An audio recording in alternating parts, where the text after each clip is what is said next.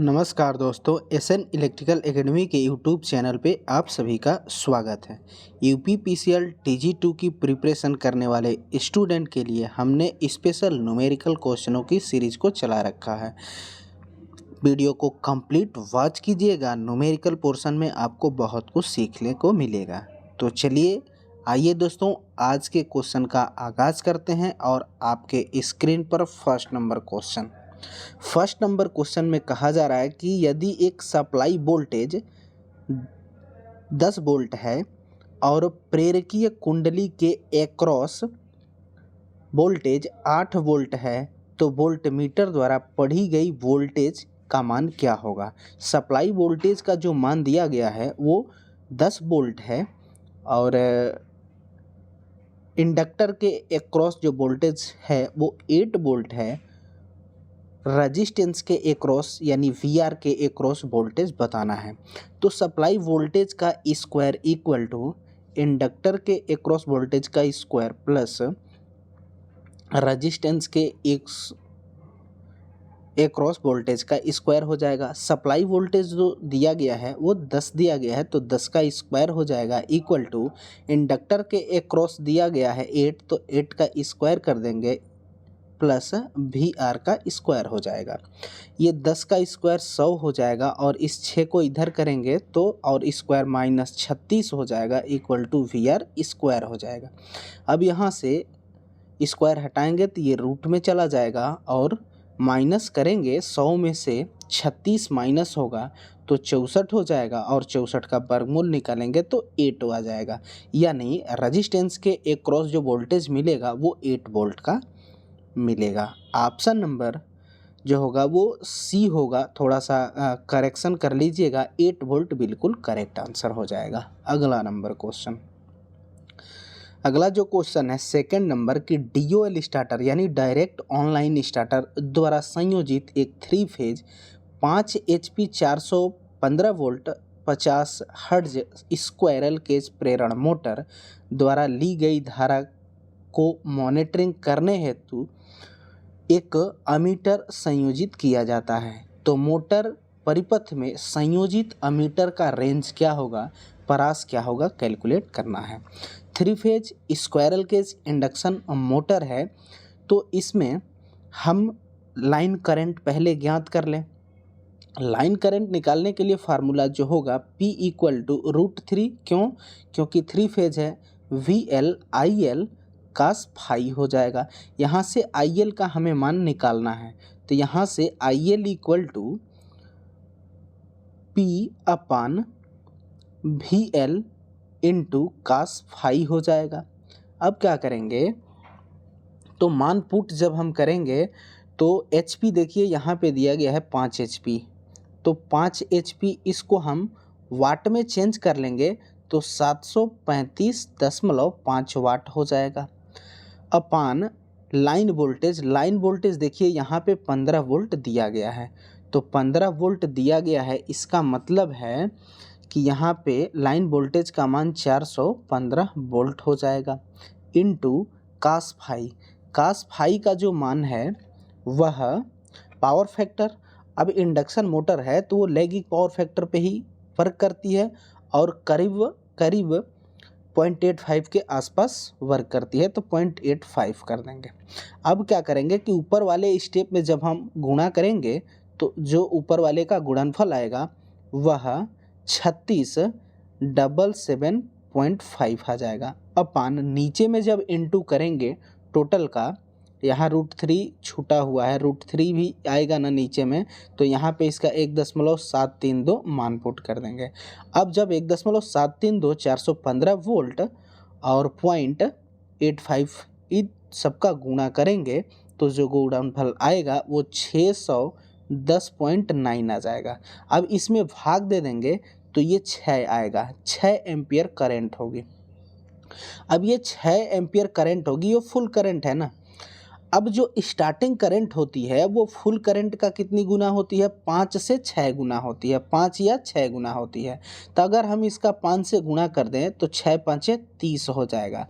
तो उस अमीटर का रेंज कितने में रखना पड़ेगा, 0 से 36 एम्पियर में हमें रखना पड़ेगा। और ऑप्शन नंबर डी में यही दिया गया है, ऑप्शन नंबर डी बिल्कुल करेक्ट आंसर हो जाएगा। उम्मीद करेंगे आप सबको ये क्वेश्चन अच्छे से समझ में आ रहे होंगे।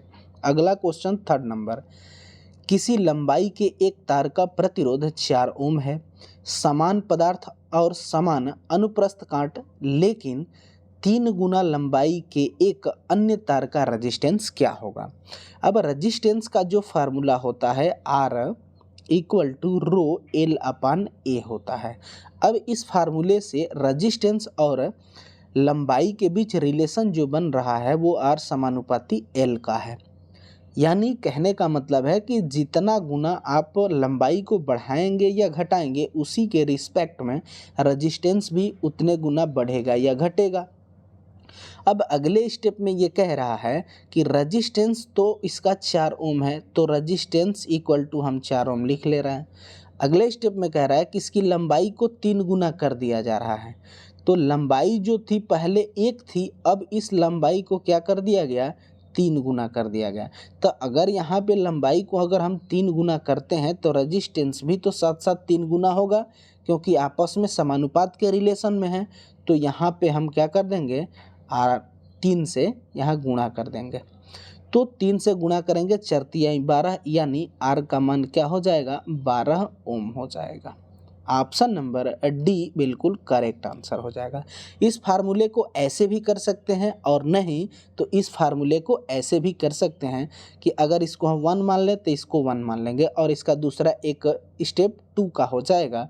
तो R1 upon R2 equal to L1 upon L2 मान लेंगे। इस फार्मूले से भी हम इसको बना सकते हैं। अगला क्वेश्चन,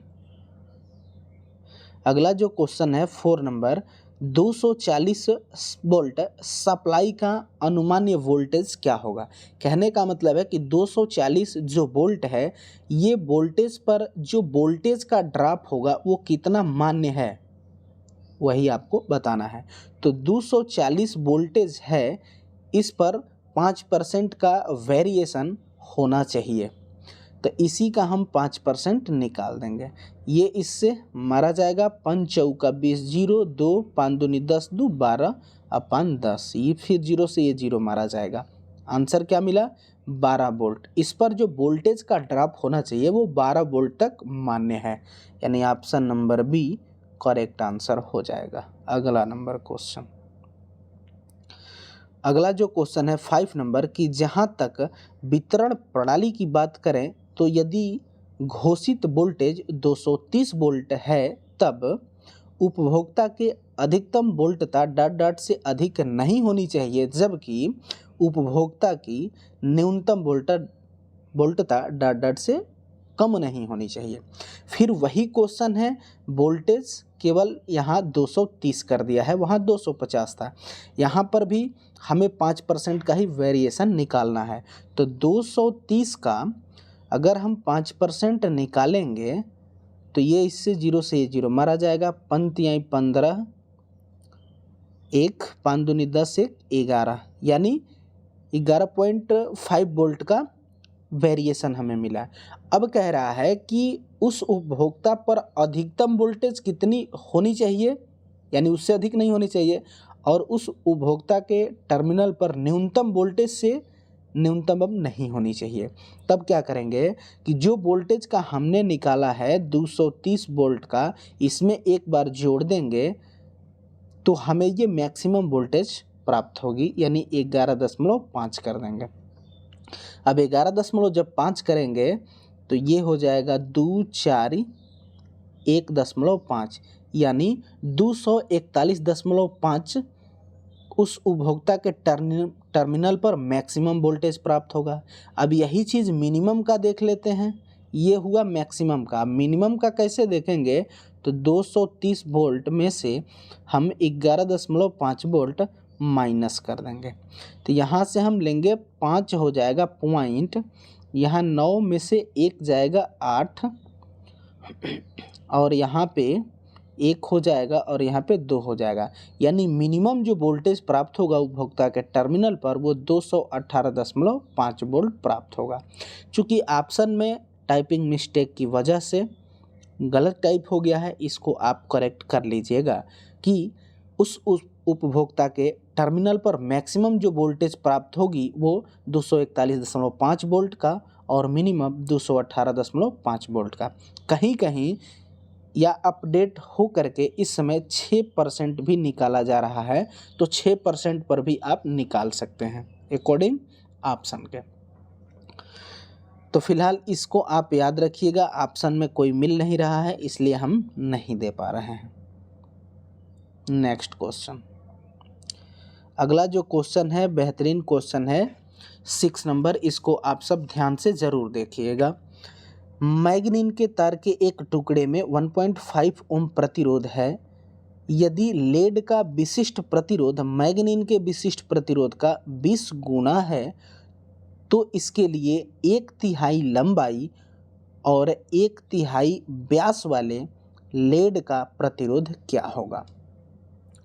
पहले हम फार्मूला लिखते हैं, ध्यान से इसको समझिएगा। फार्मूला जो लगेगा वो R = ρL/A लगेगा।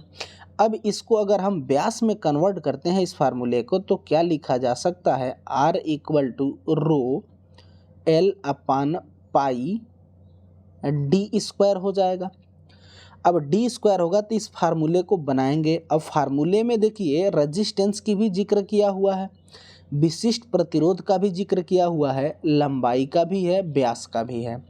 तो देखिए रजिस्टेंस जो है विशिष्ट प्रतिरोध के समानुपात है, लंबाई भी समानुपाती है, लेकिन इसका जो व्यास है व्युत्क्रमानुपाती है। तो फार्मूला बनेगा क्या वो देखिए, R2/R1 कर देंगे इक्वल टू ρ2/ρ1 कर देंगे इंटू L2/L1 कर देंगे इंटू D1 का स्क्वायर, D1 ले रहे हैं बाकी में 2 लिए हैं इसलिए कि व्युत्क्रमानुपाती में है, अपन D1 का स्क्वायर कर देंगे। अब जहाँ जहाँ 2 का रिस्पेक्ट आ रहा है उसको हम मानेंगे 2 वाले को लेड मानेंगे कि लेड का ये रिलेशन है, और 1 जहाँ आ रहा है उसको हम मानेंगे कि ये मैग्नीन मटेरियल है। अब देखिए यहाँ क्वेश्चन में कहा क्या, अब कहा कि 1.5 ओम रजिस्टेंस है, तो 1.5 ओम रजिस्टेंस जो है ये मैग्नीन का है, तो मैग्नीन को 1 से हमको दिखाना है और लेड को 2 से, तो R2 हमें कैलकुलेट करना है अपन R1 हमें दिया गया है 1.5 इक्वल टू, अब विशिष्ट प्रतिरोध जो है वो 20 गुना है लेड का विशिष्ट प्रतिरोध मैग्नीन के विशिष्ट प्रतिरोध का 20 गुना है, यानी लेड वाला है। तो लेड को हमने क्या माना है 2, तो 2 यानी ρ2 का मान क्या हो जाएगा 20/1 इंटू, अब लंबाई में चलिए, लंबाई कह रहा है कि 1/3 हो जाती है लंबाई, तो लंबाई 1/3 हो जाएगी इंटू, अब इसके व्यास की बात किया है तो व्यास जो है 1/3 हो जाएगा। तिहाई का मतलब वो किसका, तो वह लेड का होगा मैग्नीन वाला, तो D1 का जो मान है वो 3 होगा, तो 3 × 3 कर देंगे क्योंकि D² है, अपन 1 × 1 कर देंगे। अब यहीं पर कंप्लीट इसका हम कैलकुलेशन अब करते हैं। ये बीच में बराबर है, ये पॉइंट हटाएंगे तो यहाँ एक 0 बढ़ जाएगा। अब देखिए ये 3 से एक 3 मारा जाएगा, ये 0 से ये 0 मारा जाएगा। अब क्या करते हैं कि ये 15 है तो 15 क्रॉस मल्टीप्लिकेशन करेंगे, R2 है तो R2 = क्या मिला 15 × 2 × 3, तो 15 × 45 दूनी का 90, यानी 90 ओम आंसर होगा। ऑप्शन नंबर डी बिल्कुल करेक्ट आंसर हो जाएगा। इस क्वेश्चन को ध्यान से समझिएगा, फिर भी यदि डाउट होता है तो हमें कमेंट बॉक्स में ज़रूर कमेंट कीजिएगा, हम उसका रिप्लाई ज़रूर देंगे। अगला क्वेश्चन, अगला जो क्वेश्चन है 7 नंबर, कि एक समान अनुप्रस्थ काट के क्षेत्रफल 0.01 mm² और प्रतिरोधकता 60 माइक्रो ओम सेंटीमीटर वाले 100 मीटर लंबे तार का प्रतिरोध ज्ञात कीजिए। क्षेत्रफल जो है ये 0.1 mm² है, प्रतिरोधकता रो का मान 60 माइक्रो ओम सेंटीमीटर है और लंबाई जो है वो 100 मीटर है। रजिस्टेंस का मान ज्ञात करना है। फिर वही फार्मूला R = ρL/A। सब कुछ इसमें मान दिया गया है, सिर्फ पुट करना है। रो का मान देखिए यहाँ पे दिया है 60 माइक्रो इंटू 10⁻⁻6 और ये सेंटीमीटर में है तो इसको मीटर में कन्वर्ट करेंगे तो 100 से भाग दे देंगे, इंटू एल लंबाई का मान देखिए 100 मीटर दिया गया है, अपान क्षेत्रफल जो है वो 0.01 mm² है। तो mm² है तो इसको हम क्या करेंगे,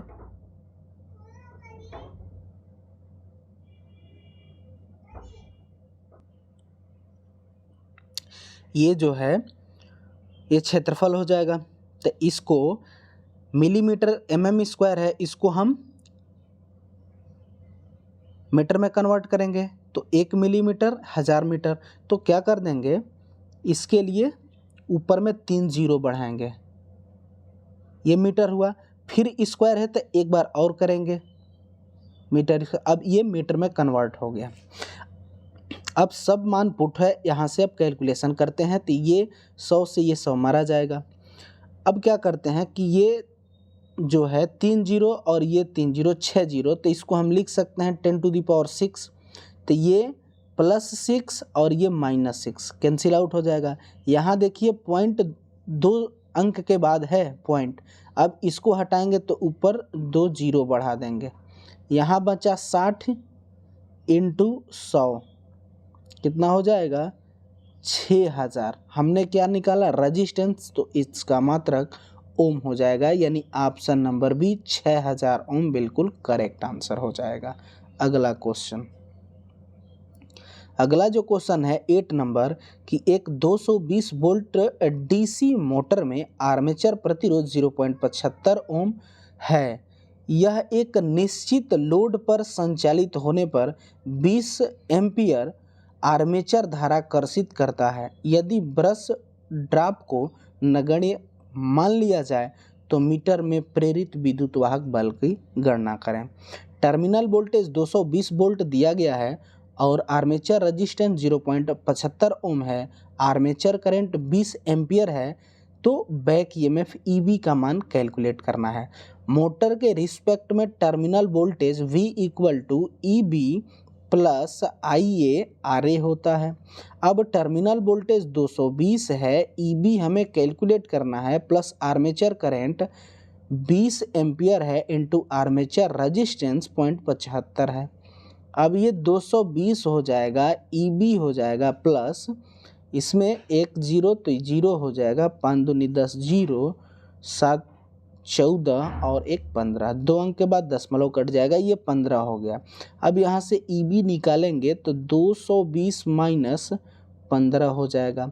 अब यहाँ से माइनस करेंगे तो EB = कितना हो जाएगा 205 वोल्ट हो जाएगा। ऑप्शन नंबर सी बिल्कुल करेक्ट आंसर हो जाएगा।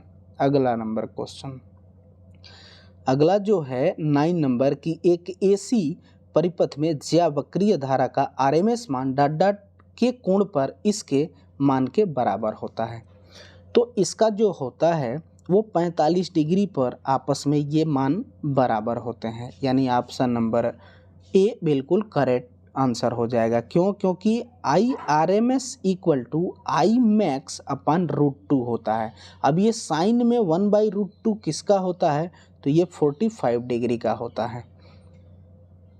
अगला नंबर क्वेश्चन, अगला जो क्वेश्चन है 10 number, slip ring induction motor को जब 50 हर्ट्ज की आपूर्ति से जोड़ा जाता है तब 290 RPM पर चलती है। पोल की संख्या ज्ञात कीजिए। NS = 120 F/P होता है। अब NS का मान दिया गया है 290 = 120, फ्रेक्वेंसी जो है वो 50 हर्ट्ज दिया गया है अपन पोल। ये 0 से ये 0 मारा जाएगा। अब क्या करेंगे तो P इक्वल टू इसमें गुणा करेंगे तो 12 पाँचे 60 हो जाएगा और ये 0 हो जाएगा और ये P यहाँ चला जाएगा और 29 नीचे आ जाएगा, अपन 29 हो जाएगा। जब इसमें आप भाग देंगे तो जो भागफल आएगा वो 20 के आसपास आएगा, यानी पोल की संख्या क्या मिला 20 होगा। ऑप्शन नंबर सी बिल्कुल करेक्ट आंसर हो जाएगा। तो प्यारे साथियों, इस वीडियो में हम इतने ही क्वेश्चन को रखते हैं। वीडियो को ज़्यादा से ज़्यादा लाइक कीजिएगा और अपने दोस्तों में भी आप सब वीडियो को ज़रूर शेयर कीजिएगा। जो भी स्टूडेंट चैनल पे पहली बार होंगे प्लीज़ चैनल को सब्सक्राइब जरूर कर लेंगे, साथ ही साथ बेल आइकन को भी प्रेस कर लेंगे ताकि जो भी वीडियो चैनल पे अपलोड हो उसका नोटिफिकेशन आपको सबसे पहले मिल सके। तो चलिए इस वीडियो में बस इतना ही, तब तक के लिए bye bye, take care, thanks for watching this video.